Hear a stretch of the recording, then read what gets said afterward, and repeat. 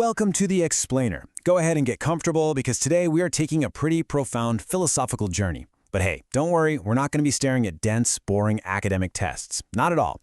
Instead, we're going to explore one of the most famous debates in cognitive science through a gentle storybook fable.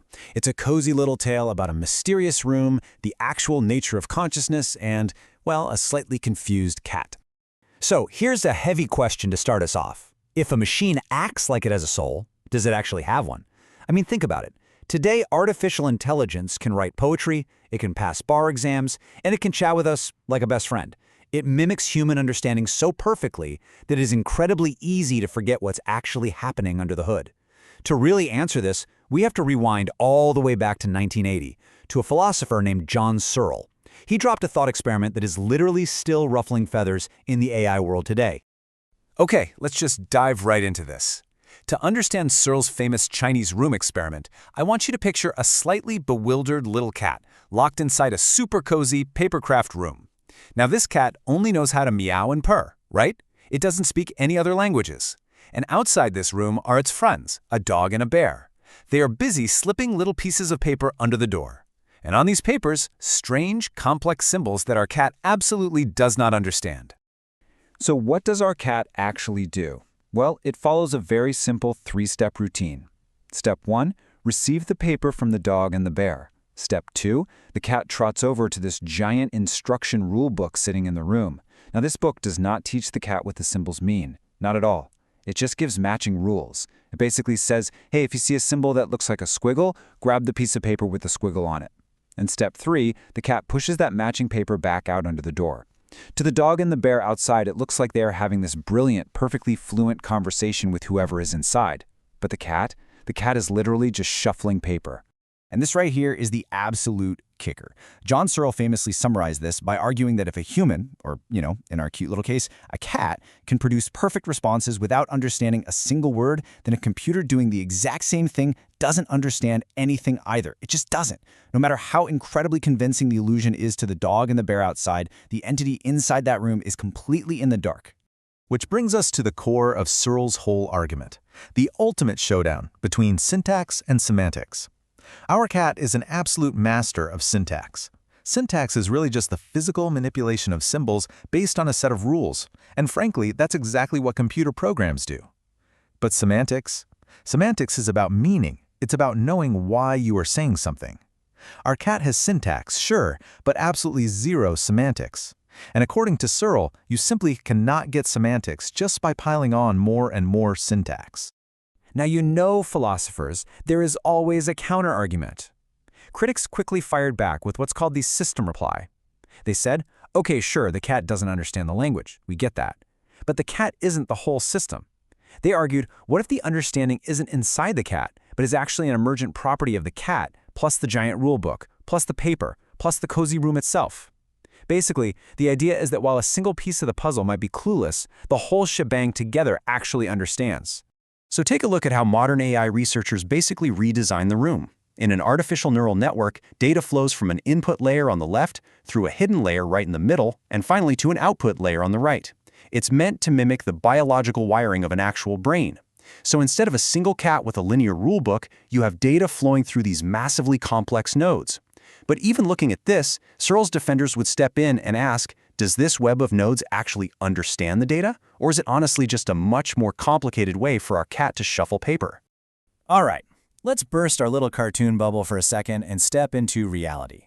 That modern giant Chinese room, that is what we call large language models today. Yep, things like ChatGPT. As the experts point out, these models are trained on massive, massive amounts of text. They have developed this mathematically incredible feeling for which words go together. But they never touch or see or experience the real world. They are really just a giant, lightning-fast version of our cat in the room, predicting the very next symbol based on completely opaque rules. Honestly, some of these modern models process billions of parameters in a fraction of a second, but they still don't possess a grounded, real-world understanding of what those symbols actually mean. But wait, this is where we really need to pivot. Because if the machine has no soul, if it is essentially just a cat shuffling paper, why on earth do we feel so deeply connected to it? Why are people actually feeling comforted by AI therapists, or literally falling in love with AI companions? Well, the answer to this doesn't lie in computer science at all. It lies in us. It's all about human psychology. And that brings us to this truly fascinating psychological concept called transference. This happens when we project our own internal feelings, our vulnerabilities, or our unmet needs onto someone or something else. So when an AI responds to you with the absolute perfect, comforting words, it isn't actually empathizing with you. It can't. It's just holding up a mirror. We are the ones projecting our deep, very human desire to be seen and understood onto a completely blank algorithm. And get this isn't even a new thing. Way back in the 1960s, a guy named Joseph Weizenbaum created one of the very first chatbots, called Eliza. It was designed to mimic a psychotherapist, mostly just mirroring users' words right back to them.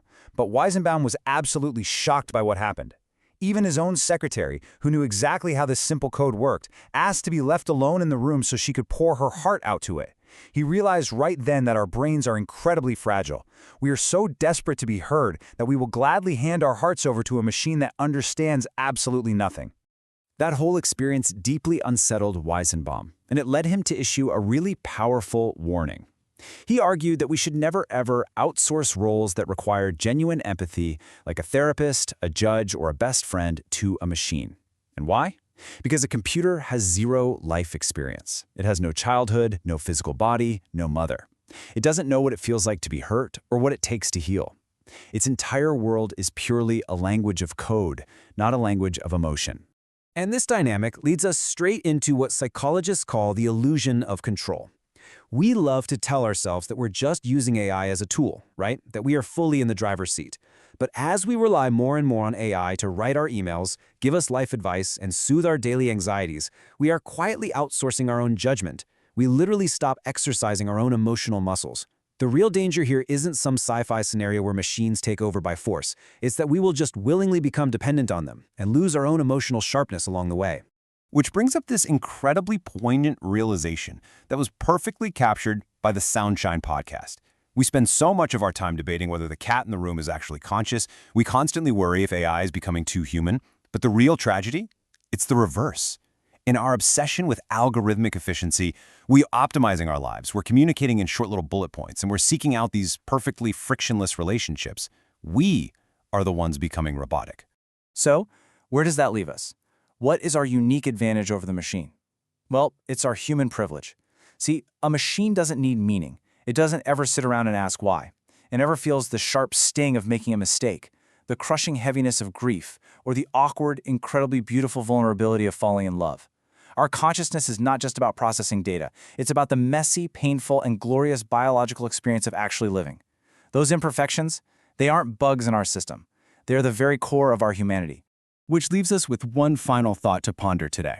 In a world where a cute little cat in a room can perfectly simulate a complex conversation, and an algorithm can flawlessly mimic a friend, how long has it actually been since you lived a truly soulful life? Are you out there making tough choices, feeling things deeply, and fully embracing the messy reality of being human? I'll leave you to think about that. Thank you so much for joining me on this explainer, and whatever you do, keep asking the big questions. Knowledge grows through sharing. What are your thoughts on today's topic? Let me know in the comments below. Don't forget to subscribe as we continue to grow together.